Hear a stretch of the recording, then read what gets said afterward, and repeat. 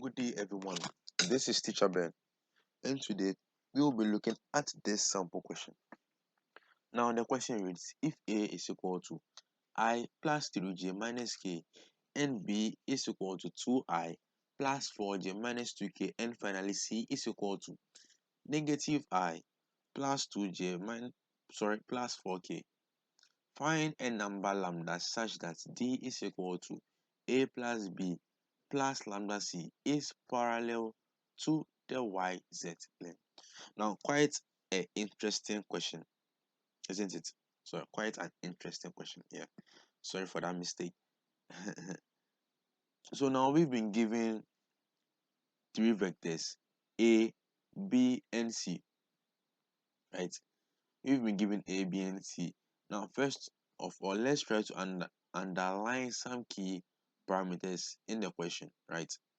So, this process is quite important in solving vector and geometry questions. So, we've been given the value of A, B, and C. Also, we've been given an equation which relates them, and we've been told that it is parallel to the xy plane.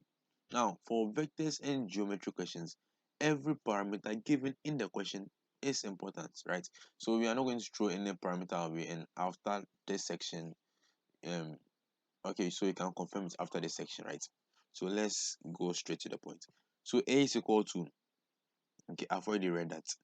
So let's jump straight to the equation which relates the three vectors, right? Which is D is equal to A plus B plus lambda C.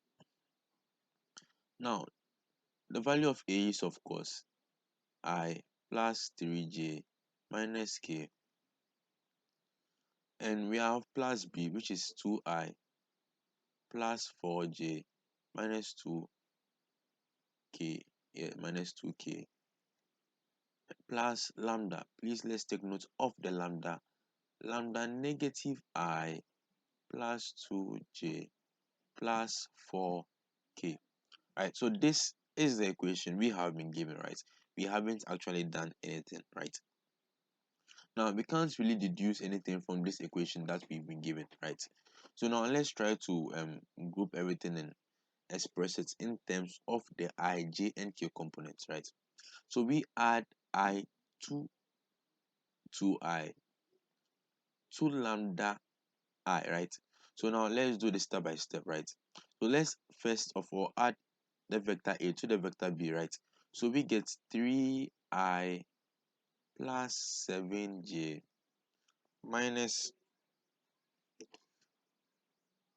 3k, right? And this, of course, is being added to the sum of the vector, is being added to the vector C, right? Lambda of the vector C. So now the vector C is negative lambda I plus lambda 2j plus lambda 4k, right? So we are going to group the I, J, and K components, right? And doing so, we have 3, right, minus lambda, right, and this I. Now we continue with the J component. We have 7 plus 2 lambda j, right? And finally, we have negative 3 plus 4 lambda k. Now, this is the interesting part. We've been told that this expression, right, is parallel to the YZ plane. Now, the X plane has been left out, right? This means that it is perpendicular to the X plane. Now, what does it mean for the vector to be perpendicular to the X plane? First of all, let's go back to something we've learned over the previous lessons. Remember, I, right, J, K are perpendicular vectors, right? I, J, K are perpendicular vectors. And we deduce that I dot K is equal to 0.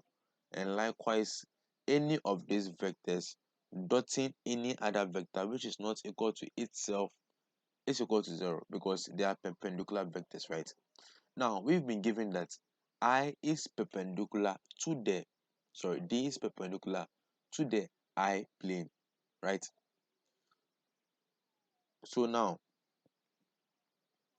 D being perpendicular to the I plane, we can deduce that um D dot I is equal to 0. The same deduction that we used in the IJK instance, right? Since IJK are perpendicular vectors, right? Their dot product is equal to 0. Therefore, D dot I, since they are perpendicular vectors, their dot product is also equal to 0, right? And since D is perpendicular to is parallel to the y and z component, that is the j and k components, right? The dot product is equal to 1. Now it's a little bit confusing, but let's do it step by step. Okay, so now multiplying all the sides by I, right? Because we are concluding that D dot I is 0, right? So now D dot I is equal to 3 minus lambda I, right?